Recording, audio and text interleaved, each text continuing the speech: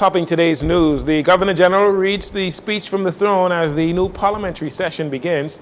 The official opposition critical of the speech from the throne, describing it as uninspiring. Prime Minister Davis shares thoughts on the United Nations approving a multinational security mission to Haiti, and an employee in the office of the Prime Minister jailed for illegal guns.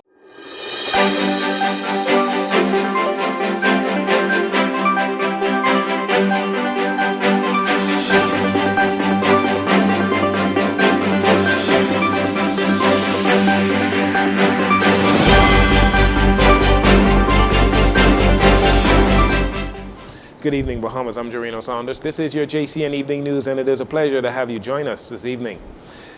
This morning, the opening of Parliament, with all its pomp and pageantry, returned to historic Parliament and Rawson Squares, 2 years after the opening of Parliament, October 2021, that was held at Bahamas Resort. Today was the second opening of Parliament under the Davis administration, which is now into the third year of its 5-year term. The opening of Parliament marks the beginning of a new session of Parliament and allows the government to present its new legislative agenda. The opening of Parliament included a speech from the throne, which was delivered by newly appointed Governor General Cynthia Pratt.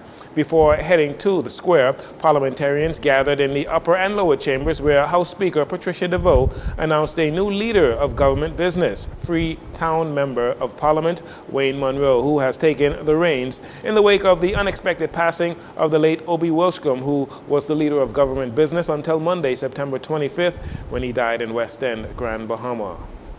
Members from the House of Assembly then gathered in Rawson Square for the speech from the throne. In this next report, we hear some of what the government will focus on between now and the next general election in 2026. Many in the country were looking forward to members of Parliament returning to the House of Assembly today to continue the work of the people. Delivering the speech from the throne, Governor General Cynthia Pratt outlined the government's agenda entering the second half of its term. She says the government's most recent budget communication, which is a budget for security and progress, strongly attests to the success of the government's priorities and choices.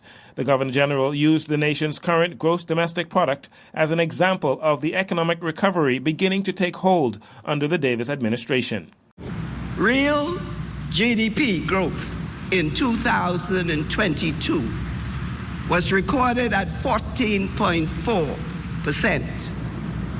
And GDP in nominal terms grew by 11.9%. A host of other key economic indicators confirmed that the public finances are being managed competently and well, that the economy had rebounded strongly, and that the country is now back on the right track. She says the government made a number of commitments for this fiscal year, focused on 3 key pillars of national development, including personal security, economic security, and national security. However, she says the government realizes that things are still too tough for far too many people, especially the poor among us. And for this reason, the government will continue its strong commitment to help those who struggle to make ends meet. We remain determined to do what we can to make things better. Mindful of the estimated 2,000 verses in Scripture that deal with issues of the poor, and committed to the ideals underpinning the genesis of its political foundation, my government retains a strong focus on helping to alleviate the misery of poverty.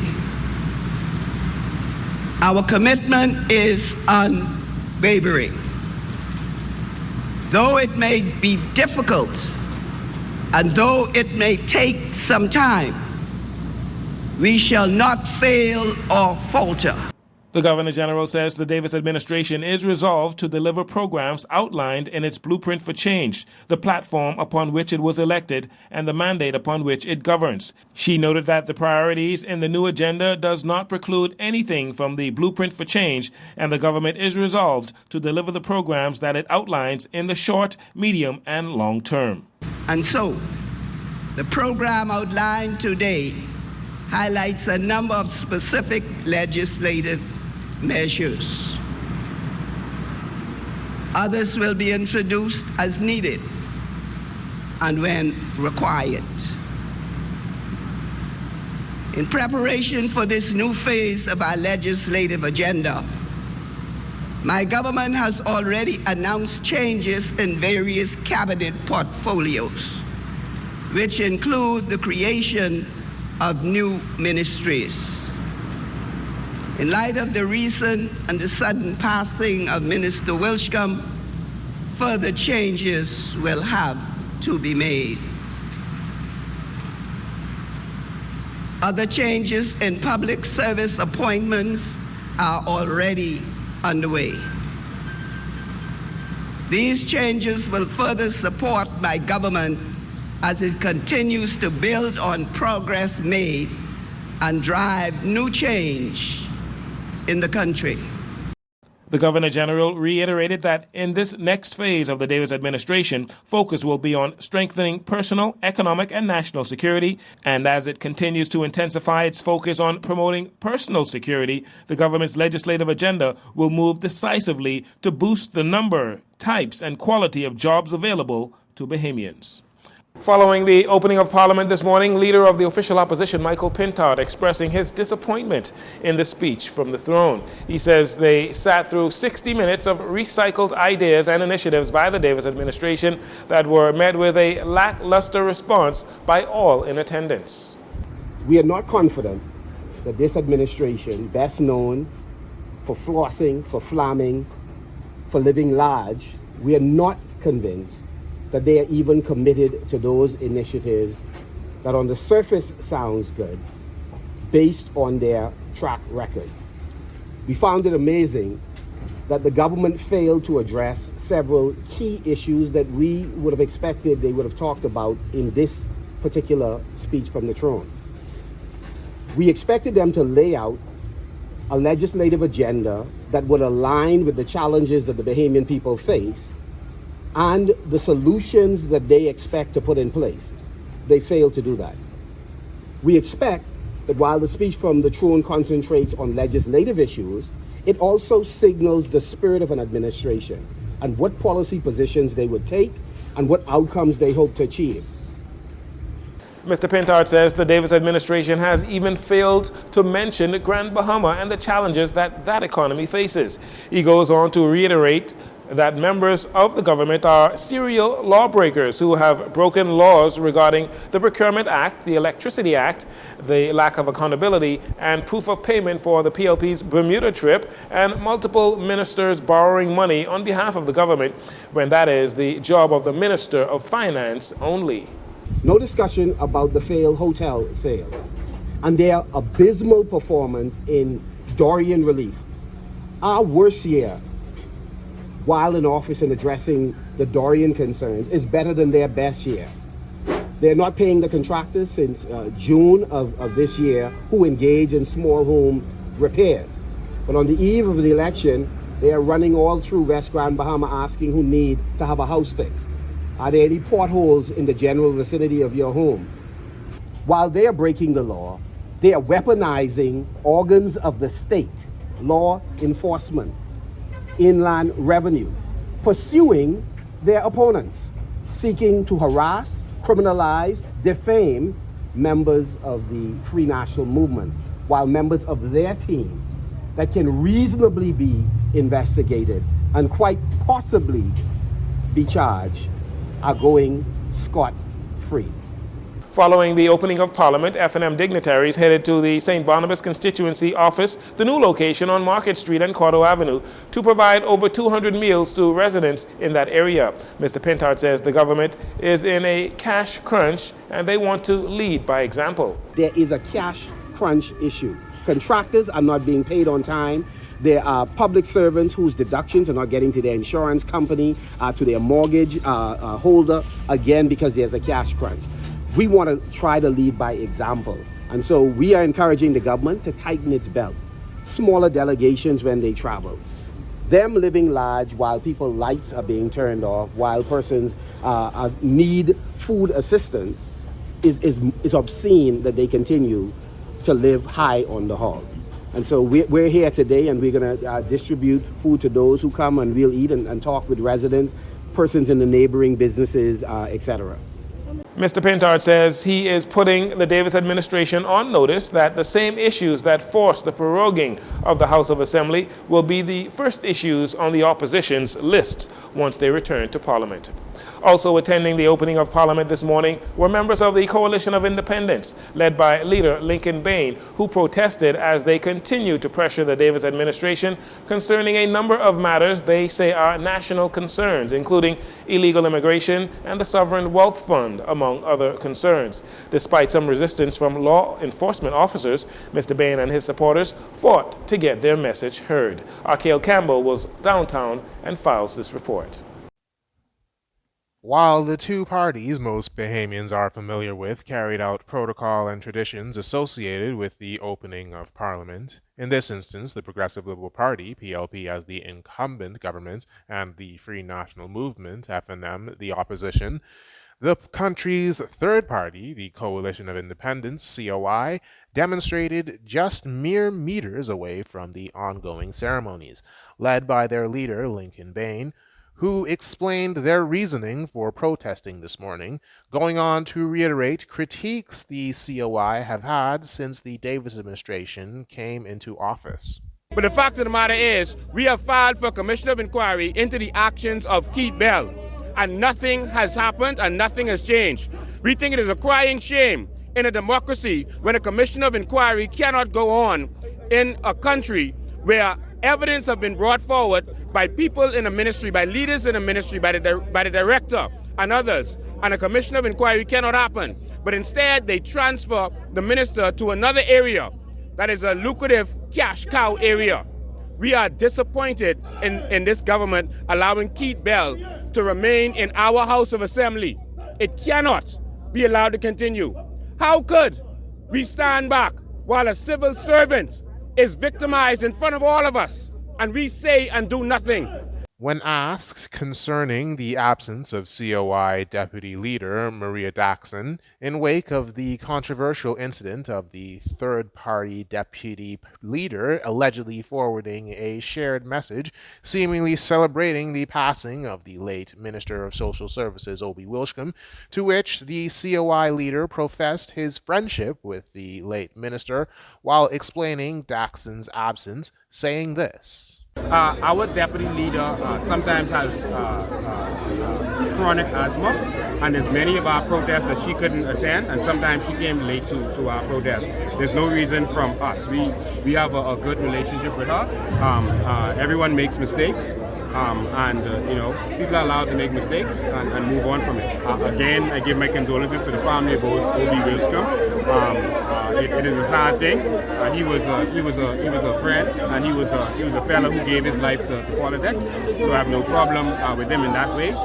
But we're going to go over there and try to do something for a community that has been really, really broken for long and neglected. What looks to be a common theme on occasions the third party turns up to events of official government business. It would not be long before armed security forces would make their presence known and start pressuring the COI protesters to be pushed back away from ceremonies going on. When prompting Mr. Bain to remove himself and his followers due to not having a permit to demonstrate, the COI leader responded with this. We had a very respectful and cordial conversation with Skippings, and Miss Skippings initially was telling us that we need a permit to protest and that we cannot hold up placards. I taught the law to Miss Skippings. I made her remember that I was the police officer that used to be out here during the protests on Bay Street. I was here during the protests at BTC when they actually threw bear and peanuts on the Prime Minister. I was there when he said, if the people are demonstrating, you can't stop them, don't touch them. That was from Hubert Alexander Ingram.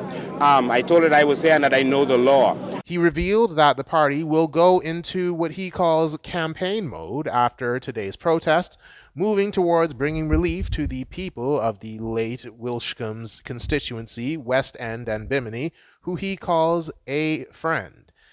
COI leader Bain also revealed that they have identified a candidate for the constituency who will run during the by-elections. For Jcn News, I'm Cale Campbell. Thanks for that report, Cale.